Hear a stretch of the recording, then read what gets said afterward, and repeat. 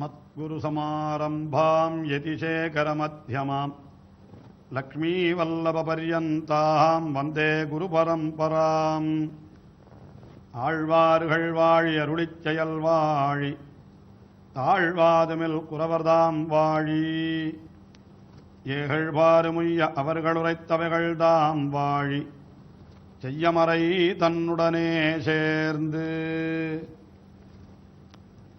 குலசேகர ஆழ்வார் ராமாவதாரத்திலே மிகவும் ஈடுபட்டிருப்பர் என்று ஆச்சாரியர்கள் காட்டியிருந்தாலும் கூட கிருஷ்ணாவதார அனுபவத்தையும் அவர் மிக அற்புதமாகவே செய்துள்ளார் தம்முடைய பெருமாள் திருமொழி என்கிற திவ்ய பிரபந்தத்திலே. அதிலேயும் பெருமாள் திருமொழியினுடைய 7ஆம் திருமொழி தெய்வத் தேவைக்கு புலம்பிய புலம்பல் என்று வைத்து அந்த கண்ணபிரானினுடைய பால்ய சேஷ்டிதங்கள், குழந்தை பருவ விளையாட்டுக்கள் ஒன்றையும் அனுபவிக்காத அந்த குறையெல்லாம் தேவைக்கு வெளிப்படுத்துவதாக அவர் அருளி செய்துள்ள பாசுரங்களுக்கு ஈடு இணையே கிடையாது. அந்த குழந்தையை தொட்டிலே இட்டு தாலாட்டுகின்ற பாக்கியத்தை நான் இழந்தேன் என்று தேவிக்கு சொல்லுவதாக தொடங்கி படிப்படியாக அந்த குழந்தை தொட்டிலே கிடக்கிற அந்த அழகை காணுகிற பாக்கியத்தையும் இழந்தேன் என்றும் சொல்லுகிறாள். அதே போல அந்த குழந்தை பேசுகிற மழலை பேச்சுக்கள் அதையெல்லாம் கேட்க வேண்டும், அதையும் நான் கேட்காமல் விட்டுவிட்டேனே என்று இப்படி வருந்தி சொன்னதாக சென்ற பாசுரங்கள். அதிலே அடுத்தபடியாக இன்றைய தினம் நாம் அனுபவிக்கவிருக்கிற பாசுரங்கள். அதிலே என்ன தெரிவிக்கப்படுகின்றது என்றால், அந்த கண்ணபிரானுக்கு அவன் உண்ட பிற்பாடு அந்த குழந்தைக்கு உணவு இடுவார்கள் அல்லவா, அது இட்ட பிற்பாடு அது இருக்கிற மீதி அந்த குழந்தையினுடைய மிச்சம், அது உண்டு மிகுந்த மிச்சம், அதை உண்பது தாயாருக்கு ஒரு பெரிய பாக்கியமாம், ஆனந்தமாம். அந்த பாக்கியம் கூட எனக்கு கிடைக்கவில்லையே என்கிறாள் இந்த பாசுரத்திலே. அதாவது தேவிக்கு சொல்லுவதாக குலசேகர ஆழ்வார் அருளி செய்கிறார்.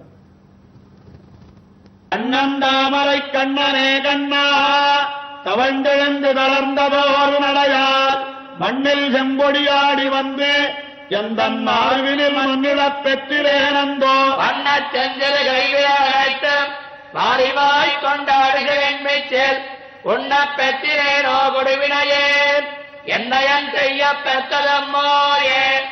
அவனுக்கு கண்ணன் என்று பெயர். கண்ணன் என்கிற சொல்லுக்கு பலவிதமான பொருள்கள் உண்டு. கண் என்றால் தலை, கண்ணன் என்றால் தலைவன் என்று கூட ஒரு பொருள் உண்டு. வடமொழியிலே கிருஷ்ணன் என்கிற சொல்லுதான் தமிழிலே கண்ணன் என்றாயிற்று என்றும் கூட சொல்லுவார்கள். ஆனால் கண்ணன் என்கிறதுக்கு ஒரு அற்புதமான பொருளை குலசேகர ஆழ்வார் இங்கே காட்டுகிறார் என்றே கொள்ளலாம். என்னன்னா, கண்ணன் என்னால் அழகான கண்களை உடையவன், அவன் கண்ணன் என்று அப்படியும் ஒரு பொருள் கொள்ளலாம் அல்லவா.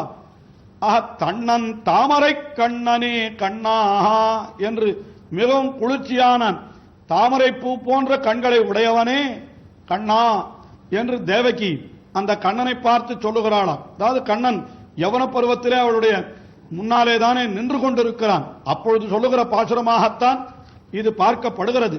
தண்ணன் தாமரை கண்ணனே கண்ணா, நீ என்ன செய்ய வேண்டும்?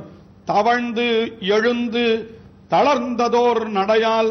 அப்படி கண்ணபிரான் சிறு குழந்தையாய் இருக்கிற பொழுது மண்ணிலே புழுதியிலே சேற்றிலே விளையாடுகிறான். அப்படி விளையாடின பிற்பாடு என்ன செய்வான்? அங்கே தாயாரை எங்கேனும் கண்டானால் உடனே ஓடி வந்து அப்படியே அந்த தாயாரை அணைத்துக் கொள்ளுவானான். ஆனால் குழந்தை உடம்பெல்லாம் சேராயிருக்கிற பொழுதும் அந்த புழுதி படிந்த உடம்பாயிருக்கிற பொழுதும் அந்த புழுதியோடு அந்த குழந்தை வந்து அப்படி மார்பிலே அணைத்துக் கொள்ளுகிற காலத்திலே அந்த தாயாருக்கு உண்டாகிற ஆனந்தம் அதற்கு எல்லையே கிடையாது. அதுதான் இங்கே தெரிவிக்கிறாள். என்ன தெரிவிக்கிறாள் என்னால், அப்படி மண்ணில் செம்பொடியாடி வந்து எந்தன் மார்பில் மண்ணிடப் பெற்றிலே நந்தோ. அப்படி நீ என்ன செய்ய வேண்டும்? மண்ணில் செம்பொடி என்ன அப்படி புழுதியிலே அலைந்து வந்து அந்த புழுதி படிந்த உடம்போடு பூணி தொழுவினில் புக்கு புழுதி அலைந்த பொன்மேனி, அந்த பொன்மேனியோடு வந்து எந்தன் மார்பினில் மண்ணிடப் பெற்றிலேன்.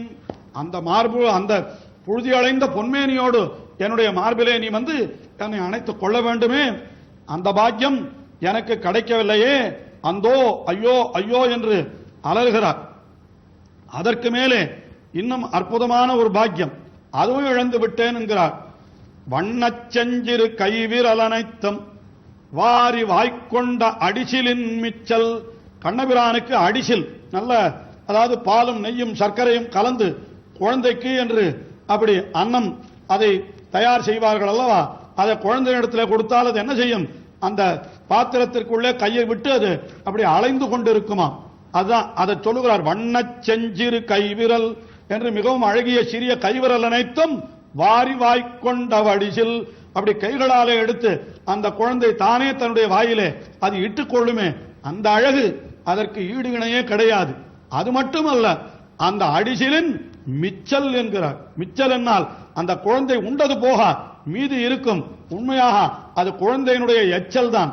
ஆனாலும் கூட அந்த எச்சிலாயிருந்தாலும் அதை உண்ணுகிற பொழுதோ அது தாய்க்கு உண்டாகிற ஆனந்தத்திற்கு வேறு ஈடு கிடையாது. ஆஹா, வண்ணச் செஞ்சிறு கை விரல் அனைத்தும் வாரிவாய்க்கொண்ட வடிசிலின் மிச்சல். உண்ணப்பெத்திலேனோ கொடுவினையேன், அதை உண்ணப்பெத்திலேனே, என்ன காரணம், கொடுவினையேன், என்ன அது எவ்வளவு பெரிய பாக்கியம். அது திருவள்ளுவரும் கூட குறளிலே என்ன சொல்லுகிறார், மிக அற்புதமாக தெரிவிக்கிறார். என்ன தெரிவிக்கிறார், அமிழ்தினும் ஆற்றையினிதே தம்மக்கள் சிறுகை அளாவிய கூழ் என்று, அந்த கையாலே குழந்தை அளாவிய அந்த கூழாயிருந்தாலும் கூட அது அமிர்தத்தை காட்டிலும் உயர்ந்தது என்று தெரிவிக்கிறார். ஆனால் அந்த பாக்கியம் எனக்கு கிடைக்கவில்லையே என்கிறாள் இங்கே தேவகி. அந்த உண்ணப்பெற்றிலேனோ கொடுவினையேன், என்னை என் செய்ய பெற்றது எம்மோயே. எம்மோய், எம்மோய்னா என்னுடைய தாய், மோய் என்கிற சப்தத்திற்கு தாயார் என்பது பொருள். எம்மோய் என்னை என் செய்ய பெற்றது, எதற்காக என்னை பெற்றாள் என்னுடைய தாயார், இப்படியெல்லாம் நான் துன்பப்படுவதற்காக பெற்றாள், என்னை அவள் பெறாமலே இருந்திருக்கலாமே, எதற்காக என்னை இப்படி துர்பாக்கியவதியாக என்னுடைய தாயார் என்னை பெற்று போட்டாளோ தெரியவில்லையே என்று அப்படி தன்னுடைய தாயாரையும் சேர்த்து நொந்து கொள்ளுகிறாளாம் தேவகி இந்த பாசுரத்திலே.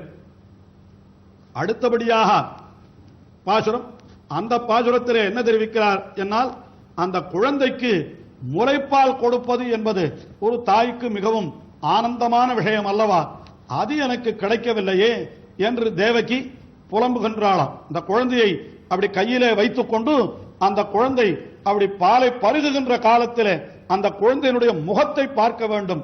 அப்பொழுது அந்த குழந்தையினுடைய அந்த முகத்திலே ஏற்படுகிற திருப்தி, அதை பார்த்தால் தாய்க்கு எழுகிற ஆனந்தம், அந்த ஆனந்தத்தை நான் இழந்தேன் என்கிறாள் தேவகி. ஏனென்றால் அவன் பிறந்த அடுத்த கணமே நேரே திருவாய்ப்பாடிக்கு சென்றான், அவன் அழுது பால் குடித்ததே யசோதையினிடத்திலே தான் என்று கூட ஆச்சாரியர்கள் மிக ரசமாக காட்டுகிறார்கள்.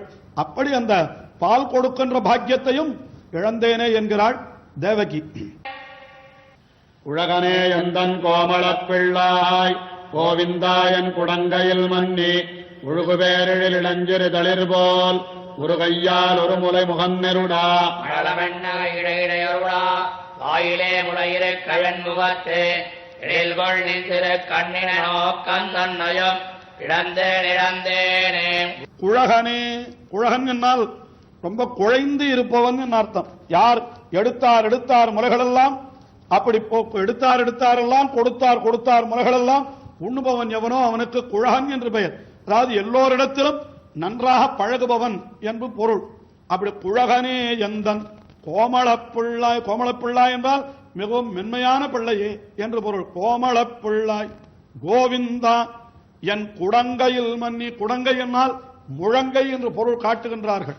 குடங்கை என்பதற்கு மடி என்று ஒரு பொருள் இருந்தாலும் கூட அந்த குழந்தையை அப்படி குடங்கை என்பதற்கு உள்ளங்கை என்று பொருள் உண்டு.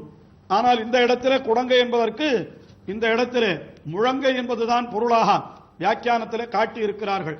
அப்படி குடங்கை, குழந்தைக்கு முலைப்பால் கொடுக்கிற பொழுது தாய்மார்கள் அந்த குழந்தையை தங்களுடைய முழங்கையிலே தான் அப்படி சாய்த்துக் கொண்டிருப்பார்களாம். கோவிந்தாயன் குடங்கையில் மன்னி ஒழுகு பேரெழில் இளம் சிறு தளிர் போல் ஒரு கையால் என்று அழகே வடிவெடுத்த அந்த சிறிய தளிர் போல இருக்கக்கூடிய கை, அந்த கையால் குழந்தை என்ன செய்யும் என்னால் தாயாருடைய ஒரு முலையை தன்னுடைய ஒரு கையாலே பற்றி கொண்டு மற்றொரு முலையை தன்னுடைய வாயாலே அப்படி பற்றி கொண்டு பாலை பருகுவனாம். அதை அப்படியே வர்ணிக்கிறார். அந்த இளஞ்சிறு தளிர் போல் ஒரு கையால் ஒரு முலை முகன் நெருட மழலை மென்னகை இடையிடை அருளா வாயிலே முலை இருக்கா. இந்த குழந்தையினுடைய வாயிலே அப்படி முலையை வைத்திருக்கிற பொழுதும் கூட அந்த குழந்தை என்ன பண்ணுமாம், நடுநடுவில் மழலை மென்னகை என்னது சிரித்துக் கொண்டே அந்த பாலை குடிக்குமாம். அது அந்த பால் சாப்பிடுகிற ஆனந்தத்தில் அந்த மழலை மென்னகை, அந்த திருமுக மண்டலம், அந்த காலத்தில் அந்த குழந்தையினுடைய முகத்தை பார்க்கிற ஆனந்தம் அதற்கு எல்லையே கிடையாது.